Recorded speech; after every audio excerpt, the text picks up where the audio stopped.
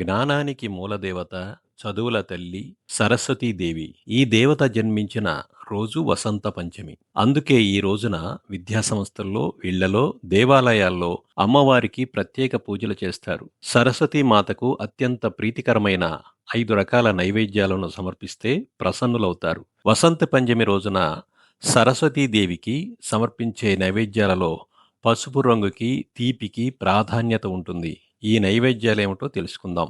మొదటిది దద్దోజనం లేదా పెరుగన్నం. అంటే సరస్వతీదేవికి ఇష్టం కనుక కమ్మని పెరుగన్నాన్ని నైవేద్యంగా పెడతారు. రెండవది రవ్వ కేసరి. వసంత పంచమి అంటేనే పసుపు రంగు కాబట్టి కుంకుమ పువ్వు లేదా పసుపు రంగు వేసిన రవ్వ కేసరిని నైవేద్యంగా సమర్పిస్తారు. మూడవది పొంగలి. బియ్యం, పాలు, బెల్లంతో చేసిన పొంగలి అమ్మవారికి అత్యంత ప్రీతిపాత్రమైనది. నాలుగవది శనగలు. శనగలను నానబెట్టి వాటిని తాలింపు వేసి సరస్వతీదేవికి ప్రసాదంగా పెడతారు. ఐదవ ప్రసాదం తీపి బూందీ లడ్డు. పసుపు రంగులో ఉండే ఈ బూందీ లడ్డూలను కూడా నైవేద్యంగా సమర్పించడం ఆచారం. అలాగే సరస్వతి గాయత్రి మంత్రంతో అమ్మవారి ఆశీస్సులను పొందుదాము.